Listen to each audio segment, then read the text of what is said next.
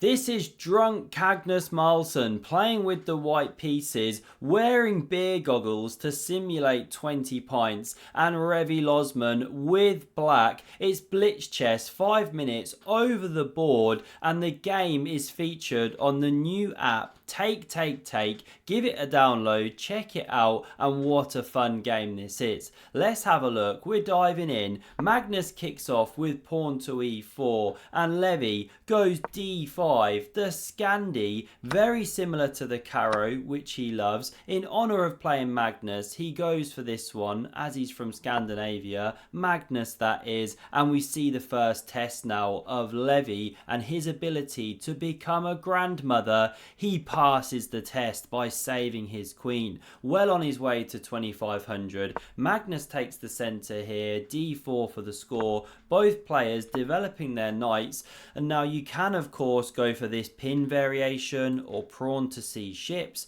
but instead we see bishop f5 whooshing out. Magnus does the same, not to be outdone. e6 blunts the way there, and after bishop d2 x-raying the queen once more, Levy blocks the way, develops at the same time. Now a3 played, and it picks up the bishop pair here because Levy voluntarily parts ways. Excuse me.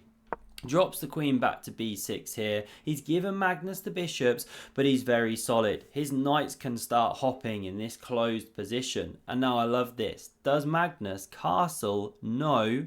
He goes queen to e2. Castles queenside played, and he only goes and castles queenside. Andrea starts spinning the beats. Everyone loves this kind of aggressive chess. Look at David in the corner, bopping away, grinding like a grandma. He's chilling there with his oversized queen. What a game we're in for. Levy now centralizes this knight, trying to pick up one of those bishops, and surely you play something like bishop d2. But no, not our Magnus. He now plays knight to e5, allowing Levy to shatter the pawns, which he duly does. Magnus recaptures, and look at that pawn structure. It's more awkward than the time that Hans Niemann and Hikaru Nakamura had a fallout during one of their cinema dates. Thankfully, Hans was on hand to pick up a sharing popcorn for two and make things right as rain again. Now, how to continue here as black, knight d7 not possible. Well, Levy plays the excellent knight to c6. That is a tricky move because you're allowing knight d7 not played by Magnus, forking here of course, and after queen a5, this is the point. If you proceed with your threat, then black crashes through with check, does gain a pawn and some activity, some counterplay. Imagine if this pawn ran one day, king's in the center in the open. It's a different game. Magnus wanted none of it, so instead after knight c6, he doesn't go to Forktown, he plays the aggressive pawn to g4. What an attacking move. This is where the game explodes into life. And just before we proceed, a massive thank you to the sponsors of today's video, UPDF. Please do have a listen to this one. It is an absolute travesty that more people do not know about UPDF. Because when you think PDF, you think Adobe, right? Wrong.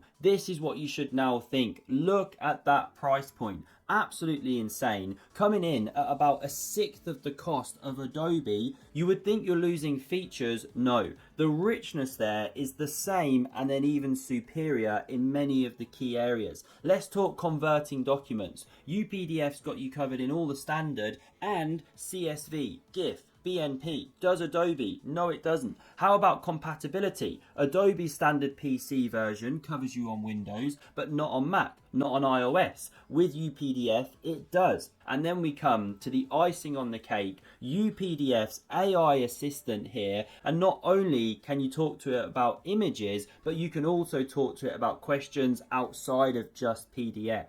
these same level of features not supported in Adobe. We're talking ChatGPT meets PDF in UPDF. And there's a genuine try before you buy service. Unlike Adobe that only give the 7 days to trial it out, you get an unlimited period of time, no payment information taken up front, so you're not feeling rushed. You got the absolute incredible value for money, and then on top of that, using the link down below, you get further Epic Chess discount at the checkout. So give this one a go today, get in while it's still at this incredible price. So after pawn to g4, you can retreat the bishop, played in the game, or take here. Why didn't Levy do this? Magnus was planning to recapture. It's a different game here. The pawn storm continues. h6 could then come, or queen c6 to support bishop e4. Fine, not played though.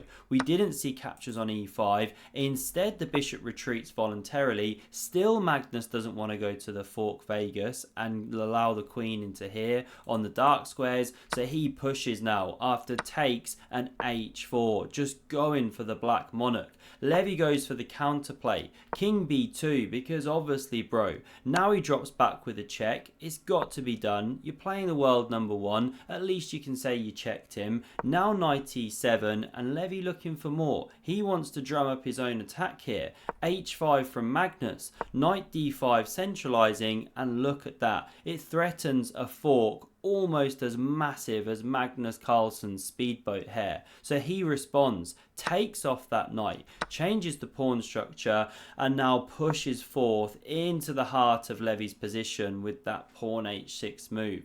Now the best way to go is to challenge the e-file, which Levy does, apparently going with the other rook better, but okay, we're not ninjas. This gives the king some room, hits the queen, and Magnus makes a mistake here. His top move is queen d3. Subtle stuff, but keeps an eye on b5, as well as one day participating in the attack or switching to the h-file. But he goes queen d2. Looks so natural, of course, but it now allows queen b5, which not only starts setting up some very annoying checks, but also supports this rook e2 invasion. Then some weird stuff can really start happening. Both players with an attack. But it was missed. After this move of queen d2, Levy goes queen f6 here, trying to do some defensive duties, but this is the straw that broke the camel's back, because now captures on g7 played. King takes back. Now that's an ugly move. Queen takes was better.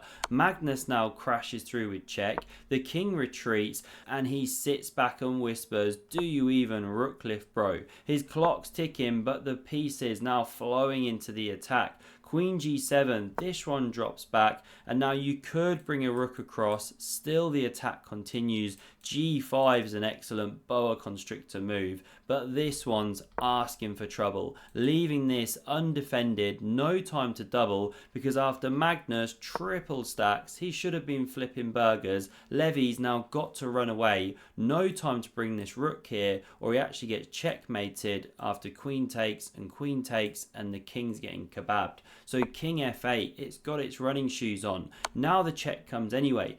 King e7, you can simply win a rook, but Magnus wants more. Crashes through here on the c-file with check. That king driven out before the Pied Piper like a scurrying rat. Now we see this rook dropping off the board. You can resign here with a clean conscience, but Levy scurries forward. The queen coming back here, preparing to trap that teething, gnawing rat. King f6, it drops back, and check. King f5, another check, forces the pawn to be captured, and after this check, king h6, Magnus finally shuts that rat trap with 2 seconds on his clock and smokes Levy's ruin upon the board side edge. I hope you enjoyed this game here. Have a look at the Take app if you want to see more details of the game and Magnus Carlsen's analysis, and don't forget to check out UPDF, truly outstanding product in that PDF space. Hope you enjoyed, hope to see you again soon, and check out the video on screen for another epic game of chess. Cheers.